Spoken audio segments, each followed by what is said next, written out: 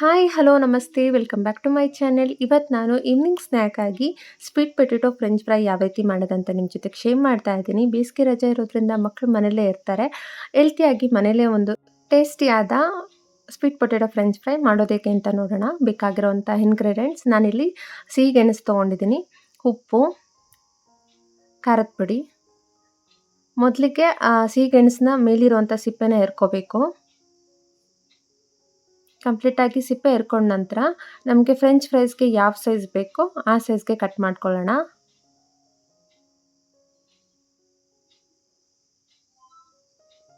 Slice ಆಗಿರಬೇಕು.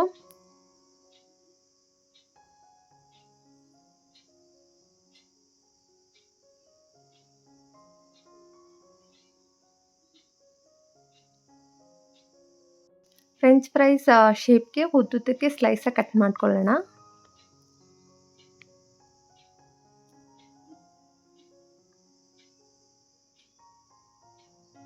ನಾವು ಎಷ್ಟು ಸ್ಲೈಸಾಗಿ ಕಟ್ ಮಾಡ್ಕೋತೀವೋ ಅಷ್ಟು ಕ್ರಿಸ್ಪಿಯಾಗಿ ಚೆನ್ನಾಗಿ ಬರುತ್ತೆ.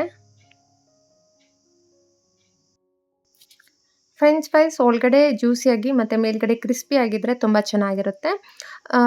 ನಾವು ಇದನ್ನು ನೀರೊಳಗಡೆನೇ ಹಾಕ್ಕೋಬೇಕು. ಕಟ್ ಮಾಡಿದ ನಂತರ ನೀರಲ್ಲಿ ಹಾಕಿಟ್ಟು ಒಂದು 3 ಸಲ ತೊಳೆದ ನಂತರ ಇವಾಗ ಡ್ರೈನ್ ಮಾಡ್ಕೋತಾ ಇದ್ದೀನಿ.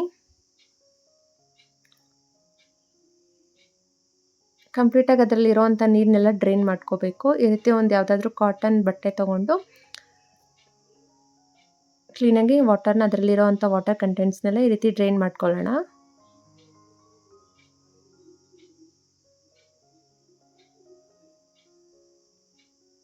ಈಸಿಯಾಗಿ ಬೇಗನೆ ಡ್ರೈನ್ ಆಗಿಬಿಡುತ್ತೆ. ನಾನಿಲ್ಲಿ ಅದೇ ಟೈಮ್ಗೆ ಎಣ್ಣೆ ಕಾಯೋದಕ್ಕೆ ಇಟ್ಕೊಂಡಿದ್ದೀನಿ. ನಮಗೆ ಫ್ರೆಂಚ್ ಫ್ರೈಸ್ ಎಷ್ಟು ಮುಳುಗುತ್ತೋ ಅಷ್ಟು ಎಣ್ಣೆನ ಹಾಕಿಟ್ಕೋಬೇಕು. ಎಣ್ಣೆ ಒಂದು ಮೀಡಿಯಮ್ ಅದಕ್ಕಾದರೆ ಸಾಕು. ಆವಾಗ ನಾವು ಫ್ರೆಂಚ್ ಫ್ರೈಸ್ನ ಅದಕ್ಕೆ ಆ್ಯಡ್ ಮಾಡ್ಕೊಳ್ಳೋಣ.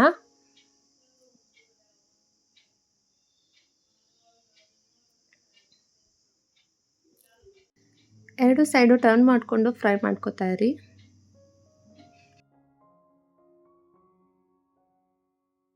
ಮೀಡಿಯಮ್ ಟು ಹೈ ಫ್ಲೇಮಲ್ಲೇ ಇರಲಿ, ಲೋ ಫ್ಲೇಮ್ ಏನು ಮಾಡ್ಕೋಬೇಡಿ. ನಾನಿಲ್ಲಿ ಒಂದ್ಸಲಿ ಇಷ್ಟು ಫ್ರೈ ಆದ ನಂತರ ಡ್ರೈನ್ ಮಾಡ್ಕೊತಾ ಇದ್ದೀನಿ. ಯಾಕಂತಂದರೆ 2 ಸಲ ನಾನು ಇದನ್ನ ಫ್ರೈ ಮಾಡ್ಕೊಳ್ಳೋದ್ರಿಂದ ಒಂದು ಅರ್ಧದಷ್ಟು ಫ್ರೈ ಆದ ನಂತರನೇ ನಾನು ಟ್ರಾನ್ಸ್ಫರ್ ಮಾಡ್ಕೋತಾ ಇದ್ದೀನಿ ಡ್ರೈನ್ ಮಾಡಿಕೊಂಡು.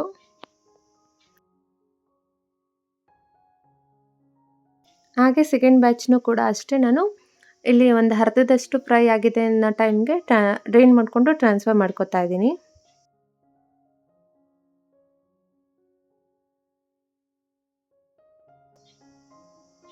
ಎರಡು ಸರಿ ನಾವು ಫ್ರೈ ಮಾಡೋದ್ರಿಂದ ಕ್ರಿಸ್ಪಿಯಾಗಿ ಕ್ರಂಚಿಯಾಗಿ ಟೇಸ್ಟಿಯಾಗಿ ಚೆನ್ನಾಗಿರುತ್ತೆ ಫ್ರೆಂಚ್ ಫ್ರೈಸ್. ಹಾಗಾಗಿ ಫ್ರೆಂಚ್ ಫ್ರೈಸ್ ಮಾಡೋವಾಗ 2 ಸಲ ಫ್ರೈ ಮಾಡ್ಕೋಬೇಕು. ಇವಾಗ ನಾನು ಒಂದು ರೌಂಡ್ ಎಲ್ಲನೂ ಫ್ರೈ ಮಾಡಿ ಇಟ್ಕೊಂಡಿದ್ದೀನಿ. ಇವಾಗ ಸೆಕೆಂಡ್ ಟೈಮ್ಗೆ ನಾನು ಇವಾಗ ಟ್ರಾನ್ಸ್ಫರ್ ಮಾಡ್ಕೋತಾ ಇದ್ದೀನಿ. ಹೈ ಫ್ಲೇಮಲ್ಲಿ ಇರಬೇಕು ಸೆಕೆಂಡ್ ಟೈಮ್ ಹಾಕ್ಕೊಳ್ಳೋವಾಗ.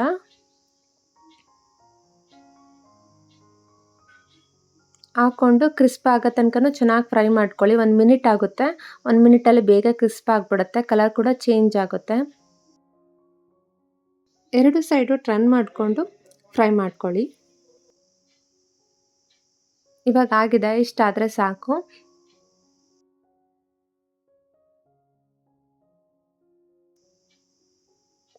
ಆರಿದ ನಂತರ ಇನ್ನೂ ಕಲರ್ ಬರುತ್ತೆ. ಸೊ ಹಾಗಾಗಿ ನಾನು ಇಷ್ಟಿದ್ದಾಗಲೇ ಟ್ರಾನ್ಸ್ಫರ್ ಮಾಡ್ಕೊತಾ ಇದ್ದೀನಿ. ಇದಕ್ಕೆ ರುಚಿಗೆ ತಕ್ಕಷ್ಟು ಉಪ್ಪು,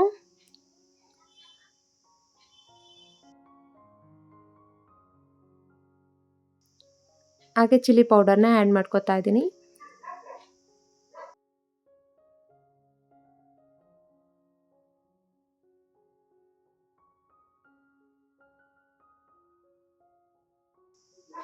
ಹಾಗೆ ಇದಕ್ಕೆ ಗಾರ್ನಿಷಿಂಗಿಗೆ ಅಂತ ಹೇಳಿ ಕೊತ್ತಂಬರಿ ಸೊಪ್ಪನ್ನು ಕೂಡ ಚಿಕ್ಕದಾಗಿ ಕಟ್ ಮಾಡಿ ಹಾಕ್ಕೊಂಡಿದ್ದೀನಿ.